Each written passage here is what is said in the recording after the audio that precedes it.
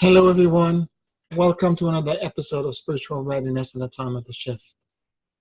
Today, I want to talk to you about how do you overlight someone, how do you hold space, and how do you help others find their own inner healer. This came up more recently for me when a few of my advanced students have been asking me for me to teach them how I do what I do. And to my mind, I've been trying to help them. Some of them have been with me for 10 years. And it's not an easy thing to teach. And let me explain exactly. And I had to deconstruct it for me because it's so natural to me. I had to deconstruct it to kind of talk about it. And I want to share some of the insights with you. Because a lot of times I keep saying that my true gift is that I have holographic listening. When I listen to a client, when I listen to my students, every cell in my body are listening. It is as if God, through me, was listening to them. And my attention is so undivided and so focused that I begin to perceive little nuances and congruity in the conversation, in the narrative that they're telling me, that is so out of joint that I know that there are traumas and there are things that they are lying to themselves about. Now, if I have permission from their higher self, I can ask them to go back and explain this incongruity to me. Go back over this item. What do you mean when you said, when I was, 6 years old, somebody fondled me and then you move on to the next sentence as if nothing happened? Did you process this information? Are you realizing really what you're saying? And there is actual example of this that happened in my practice. And so if the person is ready for the healing, the truth of that revelation can come through. Remember, I'm not the healer. It's the higher self of the person. I'm the Sherpa, I'm the guide. I'm trying to bring to their attention the blind spot that they are not seeing, the blinders that they have. I'm trying to, when they're prepared and ready, I'm guiding them to remove the blind spot so that they can see for themselves and the healing can happen. And I have to explain this to you in context because it's not, you see, everybody hears, but not everyone listens. And that part is important. Moreover, most people on the planet hear, or rather listens, if they are listening. If they are listening, they listen with the intention of replying so that they can win an argument. When I'm in that state of consciousness, I am so surrendered into the attention of me receiving information from them that all I care about is to understand. So I am listening to understand. I am not listening to reciprocate. And that part is extremely important. And as a matter of fact, if you're doing this, it's like if more than 50 trillion cells in my body have ears. And I am completely focused and completely undistracted. And every item, every nuance of the story leaves an impression energetically onto me. And a lot of time I have very vivid visual while the story is being said to me. Okay, this is why I'm talking about holographic listening. And I get very vivid impressions and I'm able to see intuitively where there are issues in the narratives that are not congruent. Now, half of the healing is done if you're listening this way. Because do you know how many people have been speaking about their problem but have never been heard If you're listening to somebody and you're actually hearing them and hearing the profundity and responding with compassion to the depth and the level of struggle that they're having, that in itself is giving them hope. It's like throwing a life raft so that they can begin to swim, find their way back into the healing shores. So that's the first thing that I do. But now, prior to doing this, because in order for me to be able to be in that state, I have to become neutral. And I have to say to you, it's not as easy as it sounds, because we have judgment about everything. We see somebody's name, we presuppose who do we think they are. Somebody emails you have a predisposition as to, by the way the email is written, of who the person is. We all have judgment. We're constantly evaluating. And this is frontal lobe kind of thing. And we're constantly doing this. So for every client that I'm about to see, every class, even this video, before I do it, I actually repeat the whole Ho'oponopono prayer from the Kahunas of Hawaii for at least 15 minutes before I do anything. Okay? Sometime, there was one client, it took me 3 days to become neutral. Because when you have these opinions, if the person comes to you, the opinion is going to distract you. I'm not going to listen. I already have a preconceived notion. I'm going to reciprocate from that notion. So I need to become neutral. I need to calm myself down and remove all my negative filters so that I can be neutral to them and allow whatever information that they're sharing to me to come to me tabula rasa, so that I can evaluate it and I can allow the God within me to respond.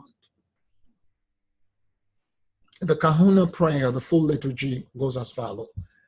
Divine Creator, Mother, Father, and Son as one. If me or my ancestors and family had hurt you, your ancestors and family, since the beginning of creation until now, by thoughts, by deeds, by words, by actions, by inactions, please forgive me. I love you unconditionally, and I let go. Now, the short version of this that I repeat as a mantra over and over again for 15 minutes at a minimum for every client. Please forgive me. I love you, and I let go. Please forgive me. I love you, and I let go. And I keep repeating this over and over again while thinking energetically about the person. I don't need a picture. All I need is a name. And I repeat it over and over again, and I schedule myself so that between each client, I have a time frame that's left over for me to do this.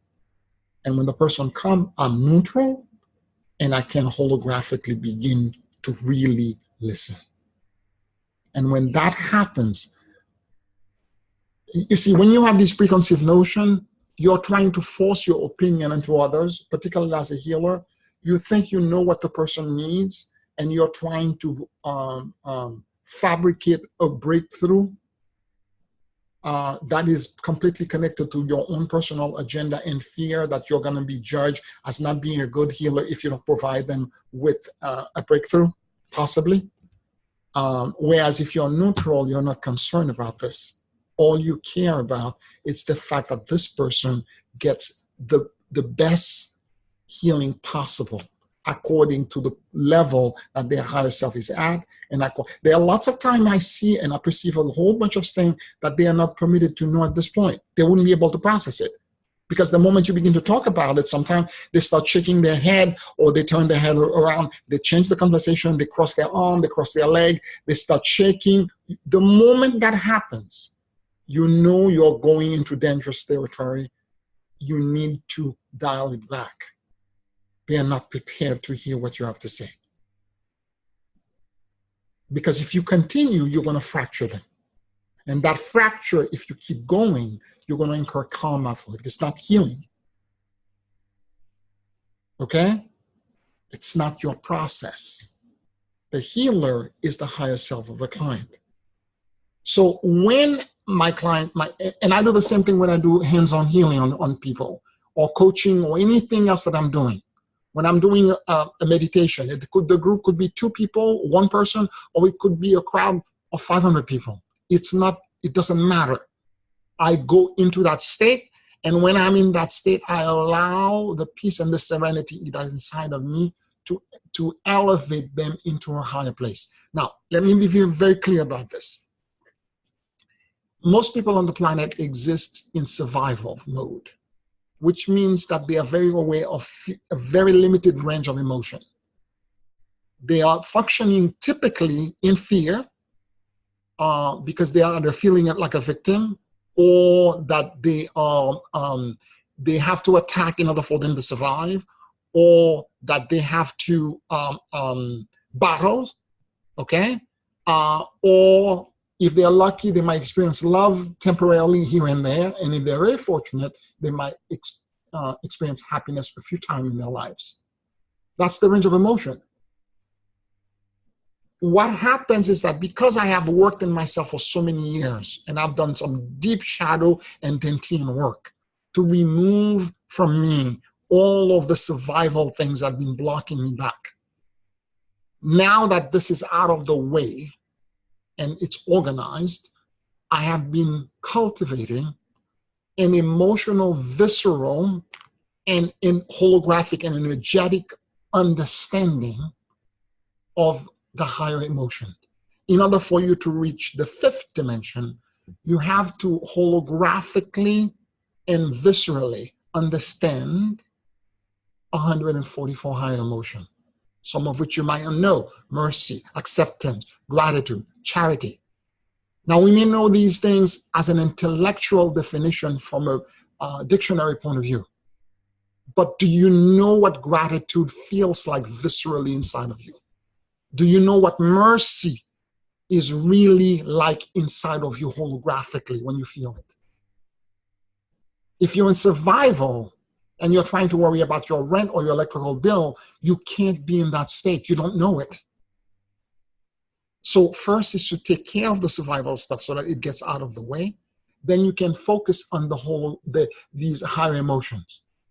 And when you're listening, and you're in that state of transcendence when you're connecting to these higher emotions, what then happens is that you're seeing and perceiving things, and you're projecting underneath them, and like you're rolling underneath them a carpet. And the light,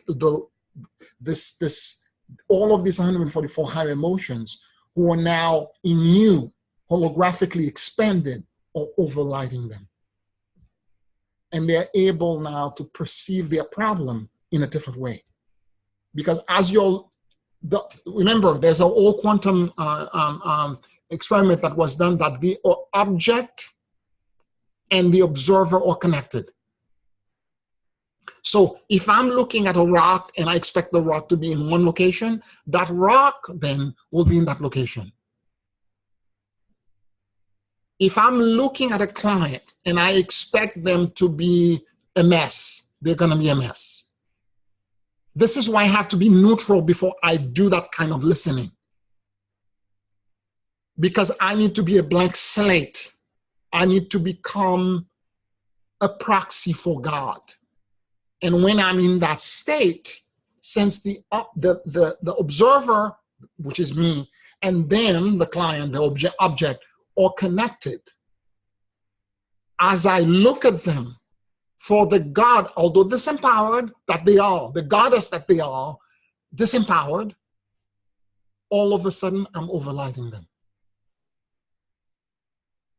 I'm projecting a broadcast of hope. I'm giving them a life buoy. I hope this makes sense to you. That's the best way I can explain it in a short stint. And to get to that state takes years, because you have to take care of the negative feelings and emotion of survival that you're dealing with. They have to come to a peace. So you have to reorganize your subconscious mind. And then you have now to cultivate the high emotions. Do the whole Ho'oponopono before you talk to the client or you do any presentation. And then allow yourself to go in the state of holographic listening. I hope this helps. If you like this video, please share it give it a thumb up, and subscribe to the channel. I post a video every week. I'll talk to you next week. Thank you.